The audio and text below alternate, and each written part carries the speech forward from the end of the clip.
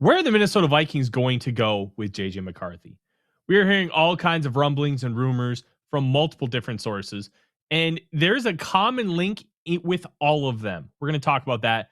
We're going to talk about Aaron Rodgers and Javon Hargrave being released and what that means for the Vikings and why a trade could or not come to fruition. And we're going to talk about my Vikings 7-round mock draft and my NFL first-round mock draft that came out this morning. Welcome to the Real Forno Show.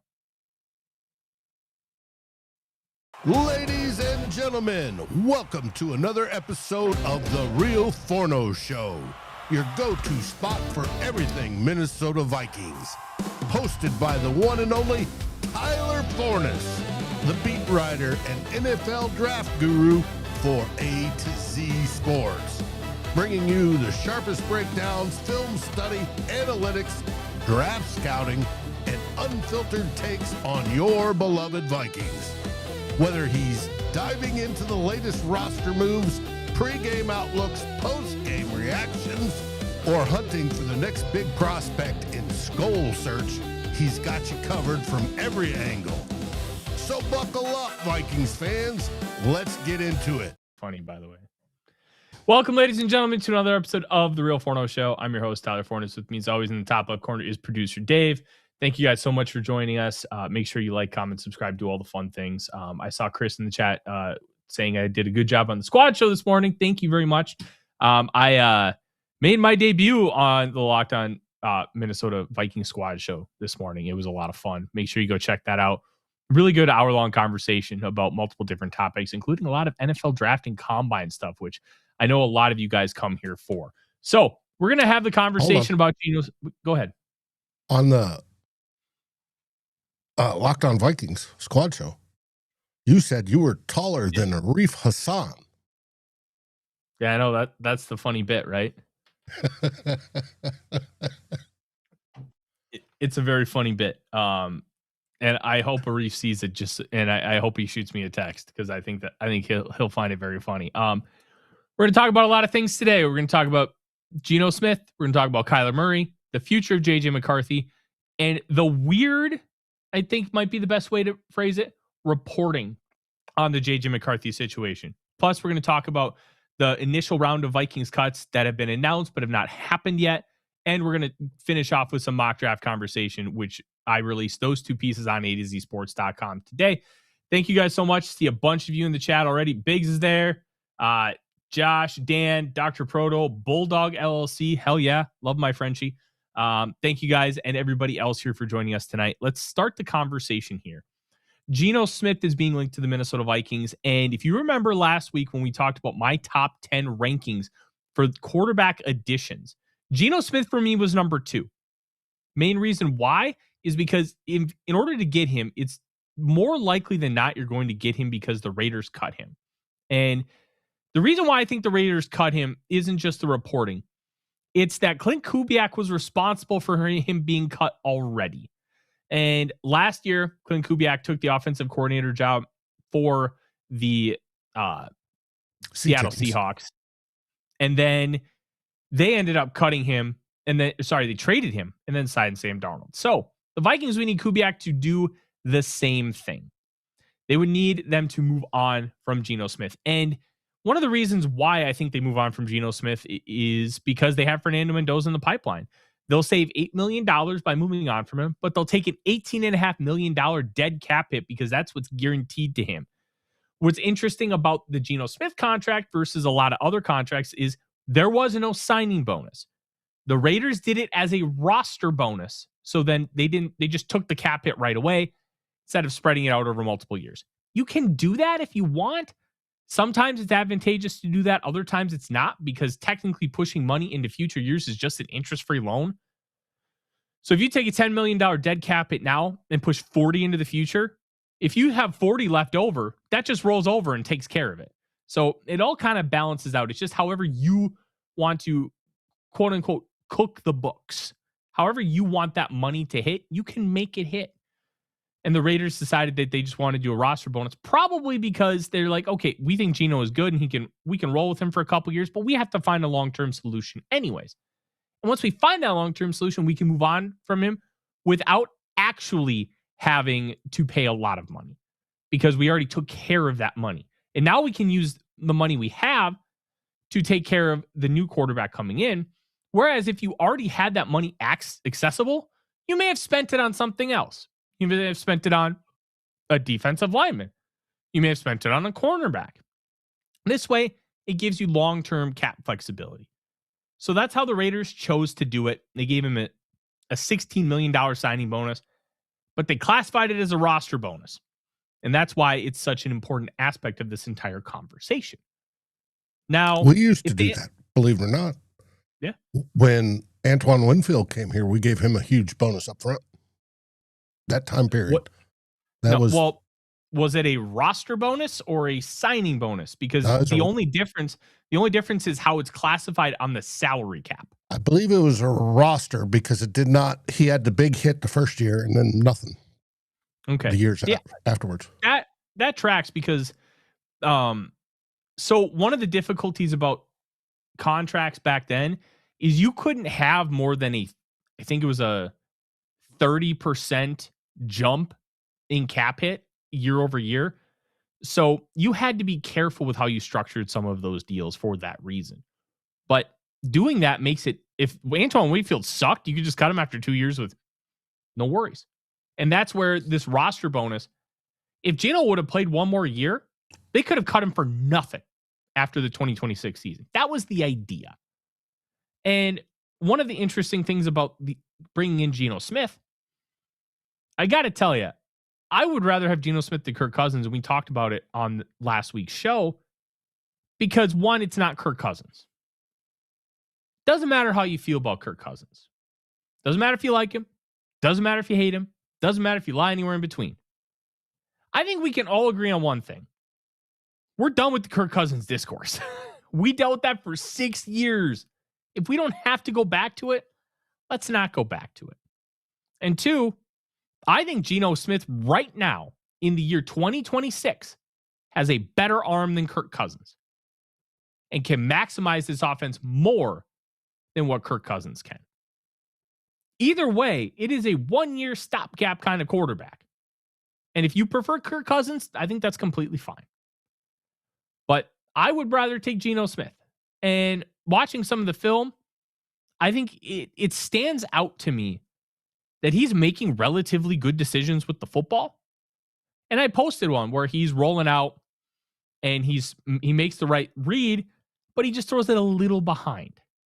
And he doesn't lay it out. And even if he lays it out, maybe it gets batted down. But he wasn't working with the greatest group of wide receivers. Yeah, he had Brock Bowers. Ashton Genty had flashes early on, but he struggled early. The big thing for me is if you put him in this offense with this talent, that sounds pretty good, Dave. That sounds pretty awesome. I like the idea. And he's got to beat out JJ McCarthy during camp. Oh, we'll get there. Don't worry. We're going to get there. One of the big reasons why I like Geno Smith, too, is he fits what Kevin O'Connell wants to do. He will throw it over the middle. He'll throw it with anticipation. He'll throw those dagger concepts, which I know O'Connell loves. And he's not going to be afraid of it. He's going to invite it. And that's a big thing with the Kyler Murray discussion. Kyler Murray is a more talented quarterback than Geno Smith. He's a more athletic quarterback than Geno Smith. But what he doesn't have is height and the want to throw over the middle of the field. Plus, there's the durability questions with Kyler Murray. He always seems to be hurt. Only had 2 seasons where he's played every single game. That's not very many when you've been in the league for 7 seasons. They both come at the veteran minimum because of offset language, unless a team just wants to sign Kyler Murray to a long-term deal, which why would you do that? Get him for the 1 year for free, and let's kind of figure it out. Because the whole idea with the offset language is you sign him to the vet minimum, they collect all the money from the other team, and you get a salary cap cheap quarterback. The Steelers did that with Russell Wilson in 2024, and the Vikings could do that with one of many quarterbacks, Kirk Cousins being one. He is the most likely quarterback to get more than what he's owed by his former team because it's only $10 million. And in this quarterback landscape, Kirk Cousins may get more than $10 million. Would I want to pay him? No. I would not want to pay him that. And that's where this whole thing comes into fruition. So Kyler Murray, Geno Smith, Kirk Cousins, Tua Tagovailoa, all could be very likely to be cut. We know Kirk is going to be. That's already been announced by the team themselves. But if they're all cut, they can all sign for $1 million or like it's like $1.255 million. And guess what? Barely anything on the salary cap because a rookie is going to cost you about $1 million. So you're only going to pay like $250,000-ish more than what a rookie would cost. So to bring them in versus another player, it's like $250,000 on the cap. That's nothing. It's a veteran minimum. Yeah. But I'm saying you're probably going to like get rid of a rookie theoretically. That's what I'm talking about. So you take a look at all that and now it's just, okay, what player fits the style of offense more? And what player would want to come here? I know Big says that Matthew Collar says Murray's the best quarterback we can get. Yeah, I think he's the most talented, but he's not the best fit. He's far from the best fit. Kyler Murray is 5'10", 207 pounds with durability questions. Pair that with not being able to really see over the offensive line, so throws over the middle of the field are even more of a struggle to see. And the fact that he's never really wanted to do that in the first place because he's always wanted and prioritized being an air raid style offenses. That really doesn't mesh with what the Vikings want to do. So even though Kyler Murray is the more talented quarterback, I don't believe he's the best fit at quarterback, which to me is just as important as talent. It's like the square peg in a round hole. You can be uber talented, but if you don't mesh, who cares? That's not really going to do a whole lot for you. And that is one of the things that really intrigues me is the fit. I think that's where Geno comes in. I think he can throw over the middle of the field. He's got really good pocket presence. And that's a big thing for me too. Pocket presence. Kyler Murray runs around like a chicken with his head cut off. Geno Smith will be patient. He will wait for things to open up. And he has no problem escaping with his legs when he needs to. I don't think Geno Smith's going to come in here and win the Vikings the Super Bowl. That's not what this conversation's about. But if you're going to have one quarterback to potentially help you win a bunch of games to make a playoff run, I got to tell you, I would prefer Geno Smith over the rest of those options, considering the Vikings have to worry about the salary cap. If they were way over the salary cap, screw it, just go pay Malik Willis. But they're not going to do that. They can't afford to do that. And I'm going to be real. The discussion about JJ McCarthy, let's kind of roll into that. It's a little weird, Dave. It really feels like an ugly breakup that just quite hasn't happened yet. And it's concerning to me. I'll say this one last point about Geno Smith. Biggs brings up the point that he led the NFL in picks. Just remember something about turnovers. It's not always as simple as, oh, this player threw a lot of interceptions, they're bad. You got to go back and look at the interceptions. Whose fault was it? Were they Geno's fault? How many of them were tipped balls? How many of them were dropped passes? That's why I've always cautioned on just taking a look at numbers and being like, that's what it is. Because numbers can lack context. They can also have all the context, but you don't know until you kind of take a look. So I have not watched all of Geno Smith's interceptions, but I got to tell you, based on how that team was last year, I don't think they were all on him. But let's talk about JJ McCarthy. Because right now, Dave, there's a lot of reporting out there from national media that JJ McCarthy is just donezo. And there's the majority of the reporting from local media is they just want competition, but they still believe in McCarthy. And the interesting part about that is when that happens, when national media and local media usually differ from each other, local media wins. But I got to tell you, the reporting out there from national media compared to what the local media is saying is eerily similar. The only real difference is national media is hinting toward the Vikings and JJ McCarthy getting divorced. And I'll read this from Jeremy Fowler earlier today. He did the Dan Patrick show. He said that he would be surprised if McCarthy gets cut, but he compared it to the Anthony Richardson situation last year. And then he goes on to say, but we've all been there, Dan. It's kind of like when you get broken up with or somebody starts seeing other people.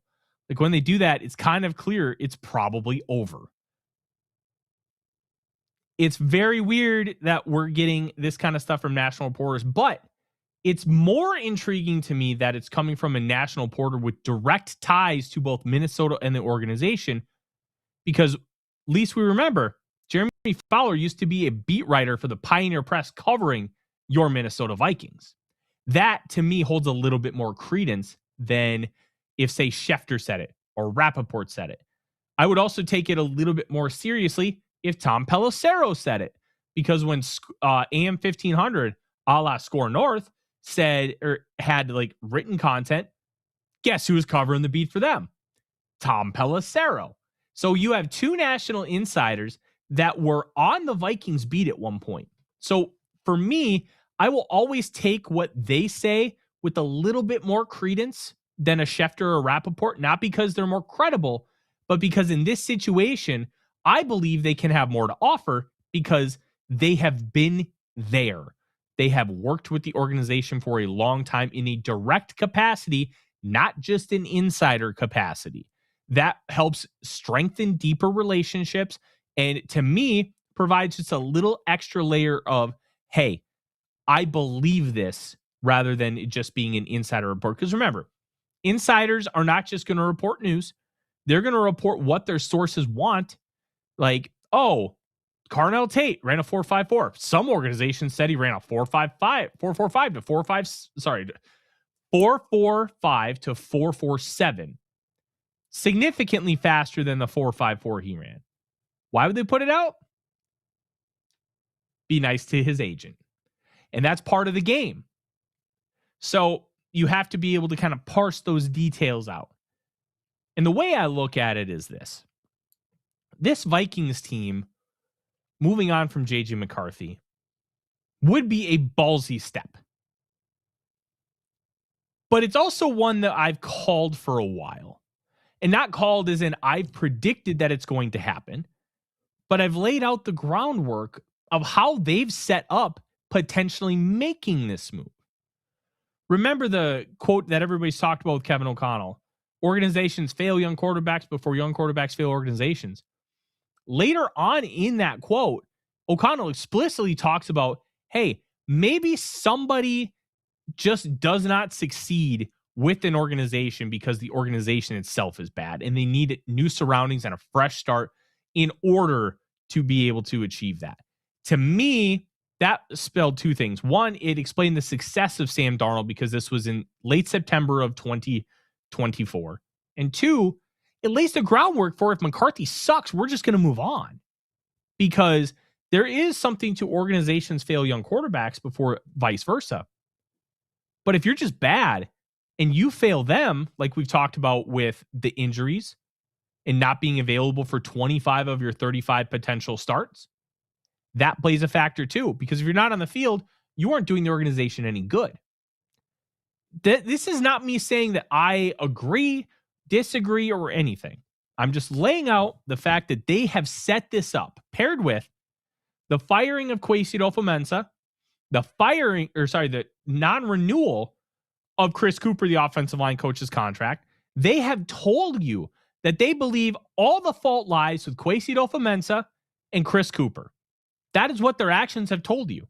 And now Kevin O'Connell is absolved of everything. Well, now he has to go out and win football games. And if he doesn't, if this team takes a step back, you can only go to the well so many times to blame somebody who's no longer in the building. You're going to have 8 to 12 draft picks, depending on how the comp pick situation bears out and whatever trades you might make in order to acquire more draft picks. Even so, you have to put together a better team.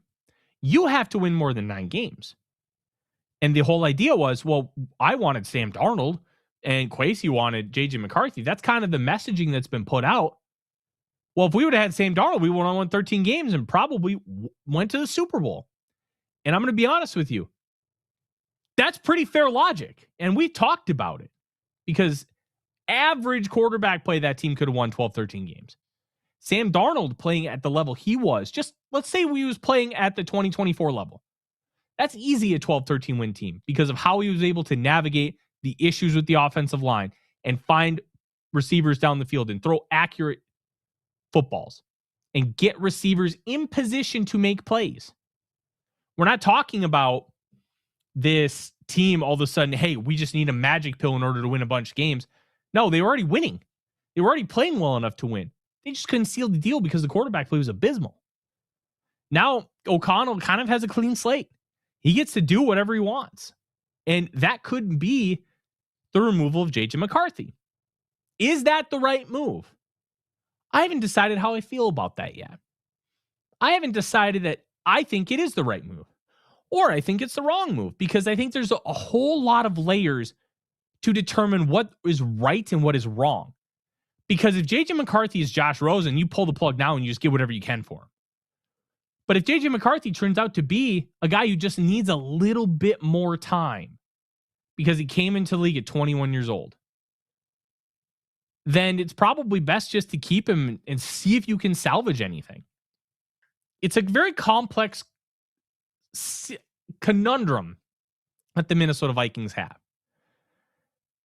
It's very complex. And Biggs makes a point. Good quarterbacks don't get cut. Well, they do sometimes, but there has to be a reason why. The reason why is they have the first overall pick and they're getting Fernando Mendoza, who just won the Heisman Trophy. Now, Geno had his faults. He had 14 turnover or big time throws at 23 turnover worthy plays last year.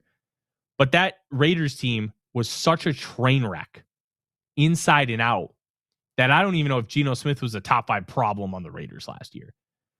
And if you put him in an organization that is as good as the Vikings from a offensive system standpoint, then theoretically he should go back to what his numbers were when he was with the Seahawks, which you can win a bunch of games and potentially make a run for a Super Bowl with that. I'm not going to guarantee it, but that's the idea behind getting Geno Smith and seeing that there's still some upside there versus Kirk Cousins, who, let's just be real, Kirk's cooked.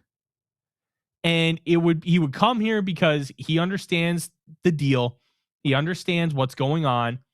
And he thinks he might be able to start some more games. Plus, his family loves it here. So overall, this is a complicated question, Dave, with 0 good answers. 0. There is no good answer other than JJ McCarthy just figures it out and becomes a Pro Bowler. That's the good answer. Is that achievable? I don't think you, myself, or anybody in the audience tonight, Dave, can tell us for certain that it's going to happen. And that in itself is the crux of the problem. Because we have no clue. We have no clue what is actually going to happen at quarterback. And I think that in itself, as I turn it over to you, Dave, is the most frustrating part of the entire discussion. All of these suck. Every single one of these options sucks. What sucks the least? I'm going to be honest. I think it's Geno. Well, knowing Vikings tradition and Vikings luck, if they do get rid of JJ McCarthy, he'll go on to win the Super Bowl with some other team. That's just because that's the way it works. Now, as far as everybody sort of turning on him in the bad relationship deal, I had said it when it was sort of like the girl that dates you and says, oh, well, it wasn't you, it was me. And then she goes and moves in with the accountant next door. It feels that way. And I just don't. It's going to be interesting to see. KOC he's got to fix it this year. He has no excuse. They've already sacrificed Kwesi. They've sacrificed Cooper. I was okay with Cooper. But it's all up to him now. Now, who he goes with, that's going to be interesting. Now, the diminutive one, Kyler Murray, is supposedly the Jets are very much interested in him. And I think that's a good place for him to go to fail.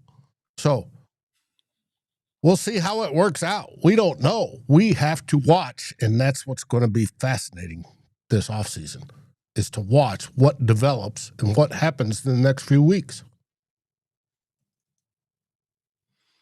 Yeah. We're going to be working on this throughout the course of the next week. Anything that breaks, Dave and I will be ready to rock and roll and go live and have that conversation. But I got to tell you, I feel less confident that JJ McCarthy has a future with the Minnesota Vikings now than I ever have. And it has to do everything with the reporting. And it's not just the reporting. It's all these little intricate details that come out, Dave.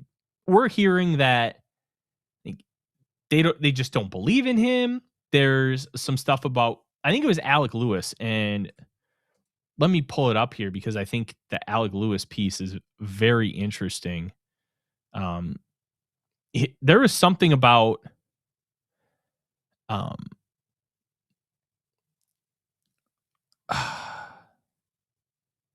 they're getting ready to scapegoat him is what they're doing. Yeah. Well, it's also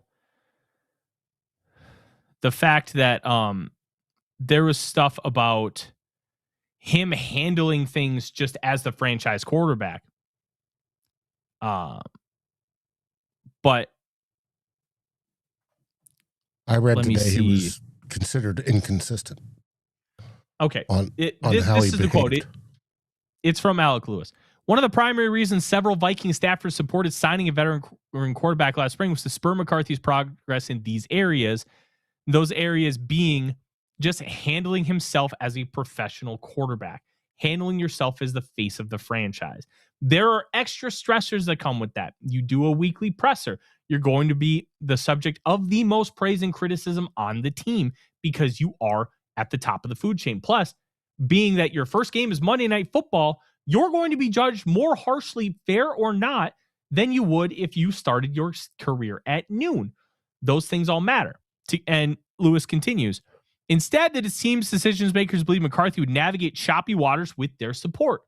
This time around, it's incumbent upon McCarthy to prove in every respect that he's capable of shouldering a team hoping to win. Well, he's got a lot to prove because, quite frankly, he hasn't done enough of that. He has not proved that he can do it consistently. Yes, we can talk about the Cowboys game. Yes, we can talk about the Commanders game. Yes, we can talk about the fourth quarter against the Lions and the fourth quarter against the Bears. The rest of his tenure with the Vikings has mostly been bad. And that's the problem. There's no consistency. And apparently some of the things on how you carry yourself behind the scenes is a problem. Because remember, Carson Wentz wasn't exactly well thought of or liked by teammates. His, third year starting in Philly, there was that huge report that came out that basically Carson Wentz was just, for lack of a better term, an asshole. Like, that's basically what an entire expose from one of the columnists or beat writers in Philadelphia, they wrote over 1,000 words on how he's just an asshole. Like, he wasn't liked at all. So bringing that guy in to help show how you can do that, I think you could argue that was a huge misstep by the Vikings. There's also the other factor where, hey, I know I was an asshole. I know I screwed up. So guess what? I'm going to show you what not to do. Well, obviously, Dave, it didn't work the way they wanted because now we're here having a conversation about giving up on your 10th overall pick quarterback. Like, it's really being talked about like Josh Rosen. And that's frustrating. It's very frustrating because we've talked about it a lot in this show. I was not the most bullish in the market on JJ McCarthy. In fact, you could argue I was the least bullish. But I always stayed measured in my opinion because there was this mountain of potential. There was this ability to do a lot of things, and we had small sample sizes of great stuff. Now you give him to Kevin O'Connell and put him in this offense, things should be way better. They should be able to elevate him. It hasn't happened. In fact, it was bad. I'm very intrigued to see what the Vikings do. There's a lot of options out there. The ones people continue to link to the Vikings, ones that have had the strongest links, have been Geno Smith and Kyler Murray. Geno and Kyler. I still think Anthony Richardson's the best bet for everything. Then bring in Kirk on a minimum deal, and there's your three. Max Brosmer, I thought he had upside, but he was so bad in those two games that I'm not going to hold a roster spot for you. You got to prove that you are worth keeping around. And frustrating, Dave. This whole thing is just frustrating. And those that are screaming for Derek Carr, I asked Dome Patrol earlier today, have you guys heard of the Vikings or anybody contacting the Saints to check on his availability? And they said, there hasn't been a word. Mm-hmm. And I mean, I think people are just expecting the Saints to release him for cap purposes, because if he wants to come back and play, I think all he has to do is file some paperwork. But being retired, the Saints still own his rights. Mm-hmm. So they're going to have to release him from those. And then they'll be due. It'll accelerate the money they owe. The cap. Yeah. It's just a tough one. But like I said, insiders for the Saints said Saints haven't been called. Yeah, and who can blame him? Who can blame him? I wouldn't want Derek Carr, but I mean, I might prefer Derek Carr to Kirk Cousins just for everything that we kind of talked about. I did rank Carr below Kirk Cousins because he did retire because of medical stuff. He had a labrum issue with his throwing shoulder. His arm went completely kaput. What does that arm strength look like now? I don't know. It's a very interesting discussion point. But we're going to have more conversations about this. We're going to have a bigger free agency preview on Thursday, talking about some interesting players to sign. But let's talk now about some mock draft stuff. I released 2 mock drafts earlier today.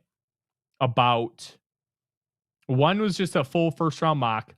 The other was a full 7-round mock for the Vikings.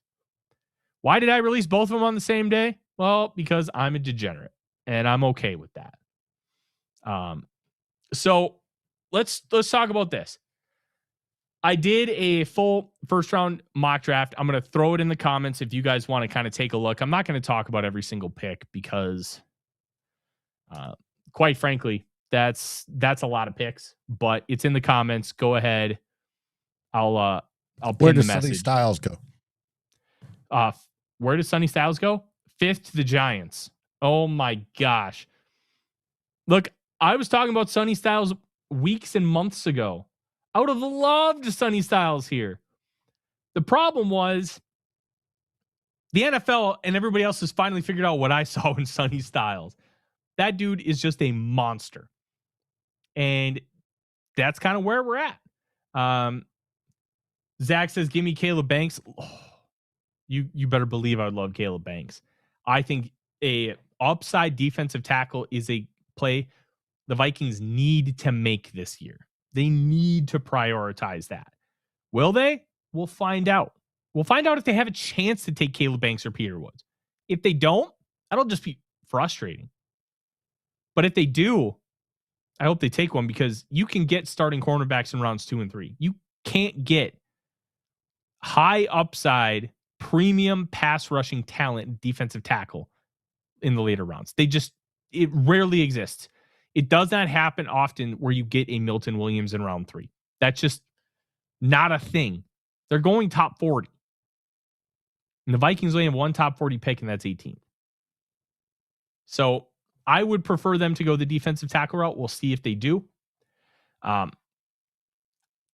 So here, before we get into that, this is interesting for Bulldog LLC. Who's the worst backup, Sean Mannion or Max Brosmer? Meaning if you actually have to start them in a game. Brosmer. Like, when Sean Mannion was the backup, I mean, he wasn't good. The whole point of him being the backup was being a high-powered brain for Kirk Cousins. But he was able to run a more competent offense than what we've seen with Max Brosmer. Now, I think Brosmer has upside to be better, but he isn't right now. He isn't. Look, if one of those is your QB2, you're in a bad spot. It's a bad place to be. You don't want to go there. Biggs, yes, I did like AJ Terrell 29th. I did. Sorry, I love him. But I was trying to be predictive, which is why I put Terrell 29th. And that's a good explanation, because you need to, before you do a mock, is to say how you're doing it. Yes. In this case, predictive. Mm-hmm. I usually try to be somewhat predictive. Sometimes I'll frame it where, hey, I'm just kind of messing around. We're just going to try and, hey, what happens if this happens? Because we've seen it before. All it takes is one team going in a different direction to completely crater the rest of the board. That's all it takes. A Laramie Tunsil falling to 13th overall. A player like Cleveland Farrell being taken 4th overall when he was thought to be like 16th. That kind of stuff changes the way a whole board can fall. So that's why I like to use mock drafts for that purpose, because I want to see, hey, what happens if this player goes here? And one of the things I did was a lot of steam coming out of the combine that the Titans love Jeremiah Love, the running back from Notre Dame. So I put him at 4th.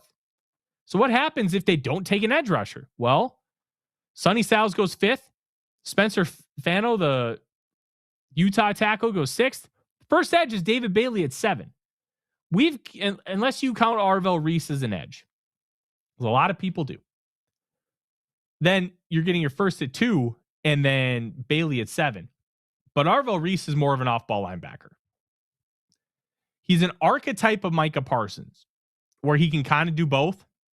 Where Parsons was a better edge, right now I think Reese is better off the ball. And he might stay that way. So taking an off-ball linebacker, 2nd overall, 1 is a sign of how bad this class is. 2, it's just an oddity because of where this class is that player is going 2nd. But in this simulation, as Zach said, that you wanted Banks. Peter Woods went 10th, and then Caleb Banks went 14th. So the Vikings did not have a chance at either of those players.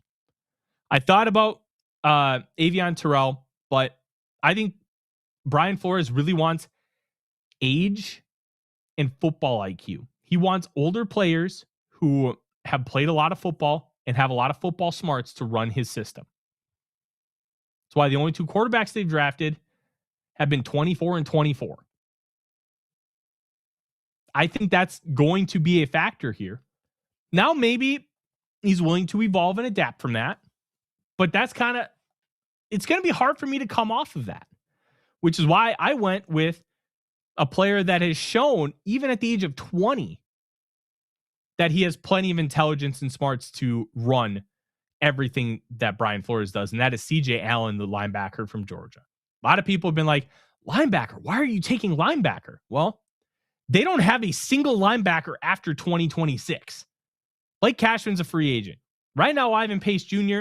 and Eric Wilson are free agents. They got nobody. It is a dire need. You need to have a future at linebacker. Now, if they want to extend Blake Cashman, sure. They want to give Ivan Pace Jr., Eric Wilson a big contract, sure. But as of this moment, they have nothing past 2026. Nothing. Allen needs a little bit of work in his man coverage, but he's going to do a lot of zone. And he does something that nobody else has really done in Georgia history. Dave, he had full autonomy over the defense on the field at 20 years old. Unless Glenn Schumann, the defensive coordinator, called something very specific in a situational call that, hey, run this. C.J. Allen did whatever he wanted, and that defense was good. 20 years old, having the responsibility of that kind of complicated system. That's a big deal. If you can handle that for Glenn Schumann at Georgia, guess what I think you can do in the NFL? Handle Brian Flores. Even though it's a big step up, he wouldn't be asked to run the defense for at least a year or two. But being able to do that, Dave, that's huge. That's huge. Chris asks, what QB has a chance to be a sneaky pick? The only one I can think of is Garrett Nussmeier, LSU quarterback. I don't think he's very good, but he's got a lineage. His dad's been an offensive coordinator in college and a position coach in the NFL for like 3 decades. And I do believe that he has some basic core concepts that you kind of lean on when it comes to quarterback position. So that would probably be where I go. I don't want to take any quarterback really outside of Fernando Mendoza. None. Maybe Cole Payton, the North Dakota State kid. He's 23, fifth-year senior, and he only started 1 year, but it's because he sat behind Cam Miller for 4 years at NDSU, and Cam Miller won multiple national titles. Hard to be like, hey, it's your fault because you stink. No, it wasn't that he stunk. He sat behind a multiple-time national champion. That plays into things.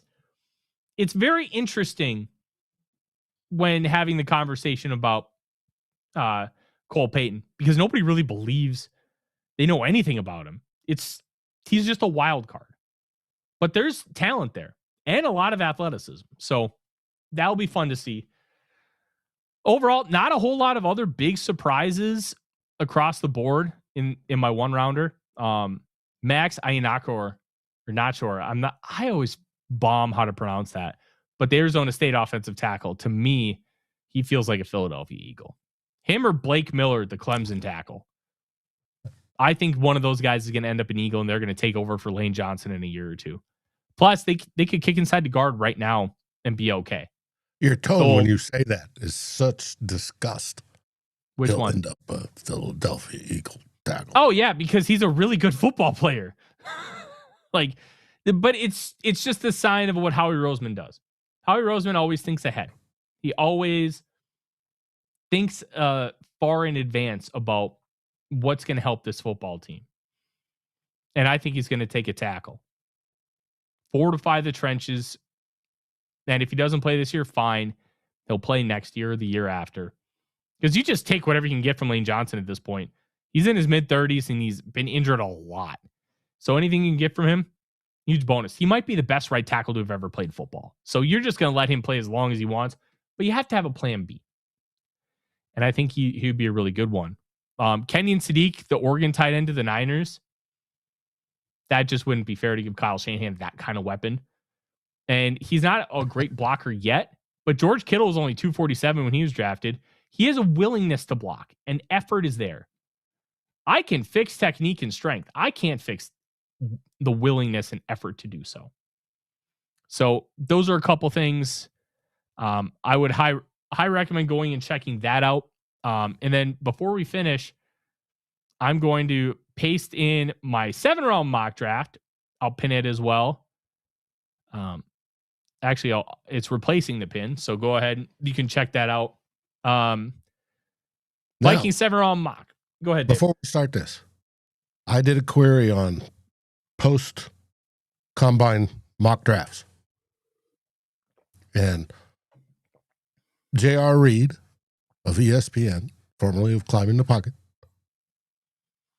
selected Sonny Styles for us at 18. Then then the next one was A to Z Sports, Forness. I know who you did. I won't mention it. Then PFF Sycamore, Jermod McCoy. The Vikings.com tracker has Avieon Terrell. That's 18. SI has Caleb Banks.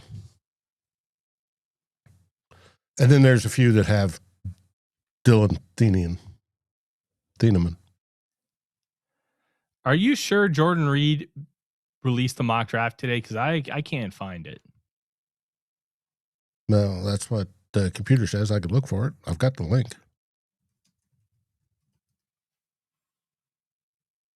Yeah, because I don't think he released the mock draft today. Yeah, because I don't think Sonny Styles gets I don't think he gets past top 10. Yeah, I don't think he gets out of the top 5. I think the Giants are his final spot. With the what he did in the combine, there's no. Yeah, it's a pipe dream, unfortunately. Caleb Banks is an interesting one because nobody really knows what to do with him because he's 6'6", 327 with 35-inch arms, and he's got incredible explosiveness. Needs to work on finishing, but penetration, if you can get there and impact the play, that's almost as good. Always better to finish, but and with Hargrave gone, is good.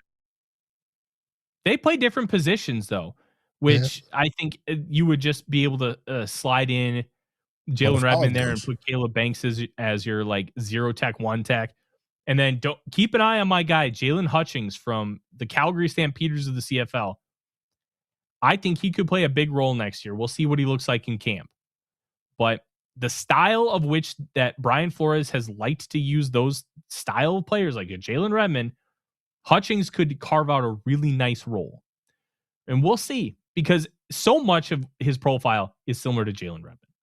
The path, going to CFL instead of the UFL, which he probably made more money in the CFL anyways. And then how he ended up there and then how he ended up here. Hutchings he was the CFL's defensive player of the year last year. So we're not just saying, oh, they signed a CFL guy. They signed the best defender in the league. That says something to me.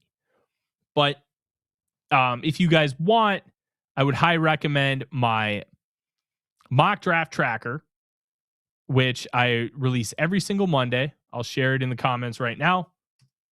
I am better than your query. Ha! It's got 198 mocks over the past 9 weeks and 29 new mocks from this past week with explanations on kind of from the analysts themselves on why they took them where, and then a breakdown of how everybody's slotted throughout the course of the 9-week project. And that will go until draft morning. So let's talk about this 7-rounder before we go. Some interesting picks. I did have Mansour Delaney going first in the first round of the Vikings, cornerback from LSU. I don't know if he gets down this far, but I picked him because I think he's going to be what Brian Flores wants. Very experienced, good with man coverage, good in zone coverage, great ball skills. Against Clemson in week 1, only allowed 1 catch in 8 targets. It was constantly around the ball, staying in the hip pocket, hovering, and attacking through the hands. He's a really good cornerback. And I think that profile is going to be something that Brian Flores wants with how they're playing this defense. 2nd round pick, AJ Halsey. You're going to notice a trend here. Safety out of LSU. A really good center fielder with tremendous ball skills. And we know how aggressive that the Vikings like to be. They kind of play on an edge. They have like 1 foot in the aggressive pool, 1 foot out, trying to play both sides. And Halsey is a ball hawk. He wants the football. He wants to attack. He wants to get the interception, and he's got the ball skills to match. The first of the 2 third-round picks, Chris Brazzell, the wide receiver, Tennessee. A lot of people are going to see like, oh, Tennessee wide receiver, stay away, because that offense stinks. I'm okay with Brazzell because, 1, I saw him thrive at Tulane 2 years ago in 2023. I saw him put up an impressive profile and showcase some of the things that you want to see from an NFL receiver. You want to see the ability to drop your hips. You want to see the ability to showcase nuanced route running, something that you don't do at Tennessee. Because he's shown me that at all in his profile, I feel more comfortable drafting him over other Tennessee wide receivers like Jalen Hyatt, Dante Thornton, Brew McCoy. None of these guys have panned out in the NFL. Why? Because they were asked to basically do nothing but play backyard football. Choice routes. Hey, watch the hips on the cornerback and then either commit inside or outside. And they're just running sprints. That's what they do. And you know what? It works for winning in college football. It does not work for sending guys to the NFL. Brazel, 6'5", 200 pounds, and has twitch. That's a profile I'd like to bet on. Will it work? We'll find out. Half of these guys probably won't be good in the pros, but that's just the reality of the NFL draft. 97 and 161 are two very similar players. Kyle Lewis, the linebacker from Pittsburgh in 97, and Harold Perkins Jr., the linebacker from LSU at 161. Why are they similar players? They're both like box safety hybrid linebackers. Kyle Lewis is 5'11", 224. Harold Perkins is 6'1", 222. They both kind of do the same thing. They play a Josh Metellus style role. So why not have one Josh Metellus when you can have three? I actually think having a second player of his ilk being able to play in the box or go and play like a deep half would be a great thing to have, because then you can maximize what Metellus does, because, I have to worry about Metellus staying in the box now instead of just dropping out, because now there's two of them. And you can try and confuse defenses that way because there's two of them. There's a benefit to it. Plus, if one of them doesn't work out, guess what? They have the profile to be really good special teams players. And quite frankly, when you're taking a guy at 161, I want that guy to be good at special teams. And even at 97, you're going to play some special teams. So take good football players, and I think we accomplished that here. Now, is it a little redundant? Sure. But if one of them works out the way I'm thinking it will, who cares? You're going to get a special teamer and a starter out of it. Fine by me. Because remember, day 3 picks, if they hit big and become starters, that's great. You're really picking them to be depth backups and core special teams guys. Very rarely are you picking a guy in round 5 and be like, that's the future of my franchise. There aren't a lot of Stephon Diggses out there. There just aren't. So you have to be smart and understand what a certain pick is going to give you from a value perspective. Brian asked if Dominique Orange was available at 97. I'm going to be honest. I did this last Thursday. I don't remember. Orange isn't a guy I like a lot. I think he's fine, but I don't love him. I think he's a solid prospect, but he gives you no pass rush juice. He's a nose tackle. So I'll get back to you when I give it a full watch, but based on live viewings, he's just fine to me. 195, upside offensive lineman, Cage Casey out of Boise State. I'm going to be honest. I thought he would test a lot better at the Combine, because I thought he was a really good athlete. He just tested as an average athlete, which is going to be a frustrating one. But he was a left tackle, and kicking inside is probably his best bet. He's going to take some snaps at center at Boise State's pro day.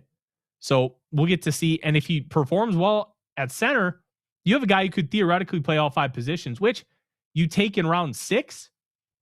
You are going to have to play multiple positions in order to make the team. And Casey would be a guy that I would be interested in as a developmental piece. I think round 3 was too early for him, because he was being projected a lot, even upwards of round 2 and round 1 at some point. But get him in round 6, try and develop him. I think that's the perfect spot for him. 3 more picks. We'll fire them off quickly. Devin Eastern, the defensive tackle, Minnesota.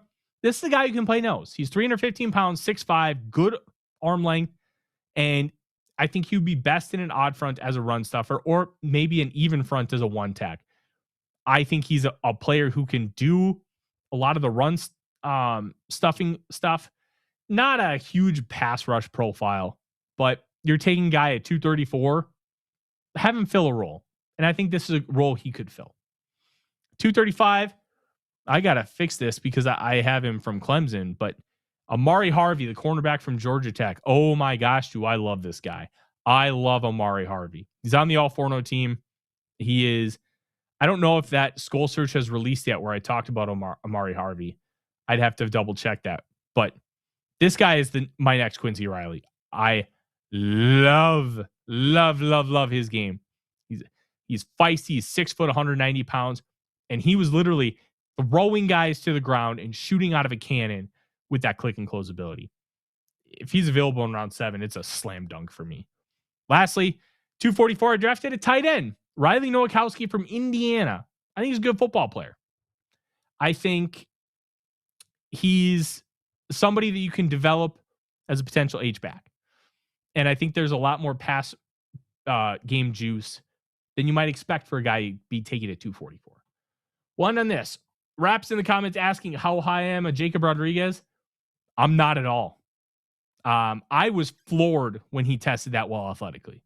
A lot of people that I respect had the same opinion as I did when it came to what he was as an athlete. I thought he was a limited athlete, especially moving laterally. And then he just tests off the charts. I thought that was odd. It raised questions with me. Well, why was he testing so athletically when it didn't look like that on tape at all?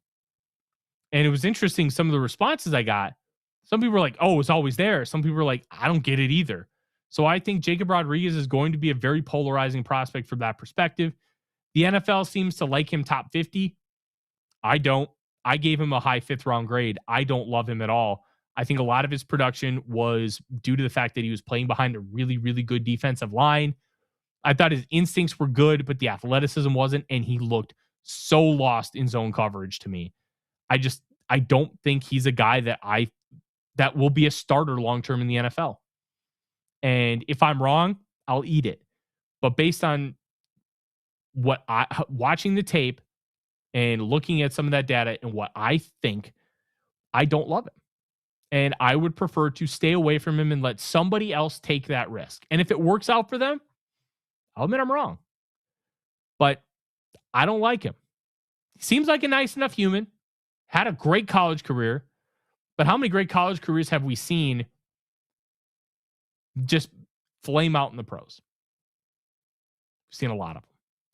And Jacob Rodriguez is not a guy that I want to bet on. I'll let somebody else place that wager. And that is our show.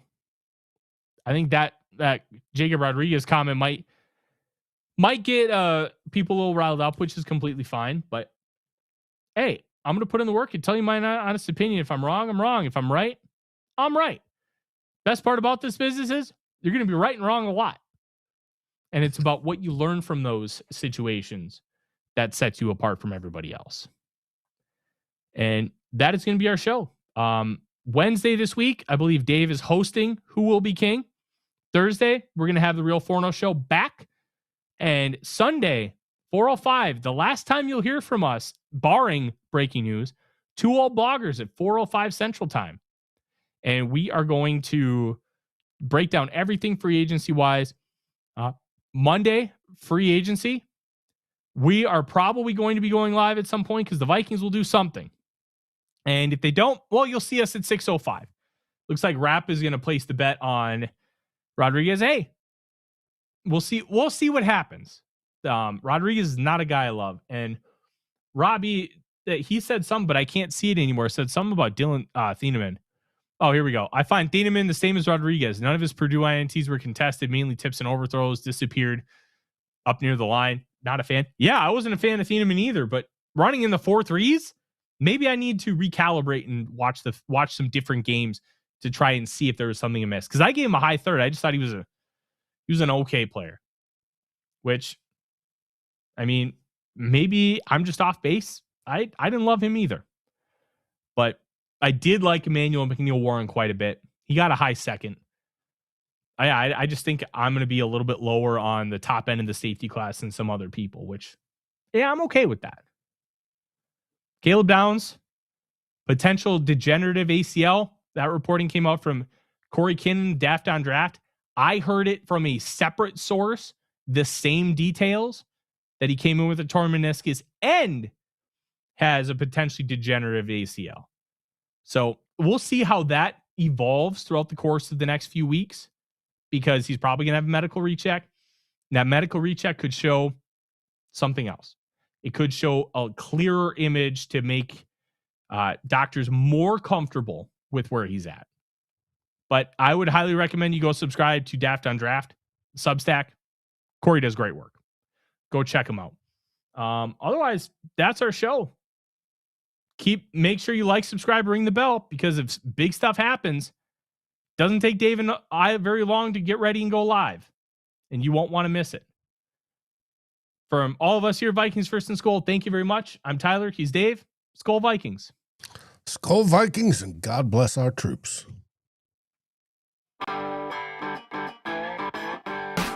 Like, subscribe, and ring the bell to get notifications. It helps us grow this community that we all love, our Minnesota Vikings. And on behalf of Tyler Forness and myself, Dave Stefano, thank you so dearly for watching The Real Forno Show. SKOL, everyone!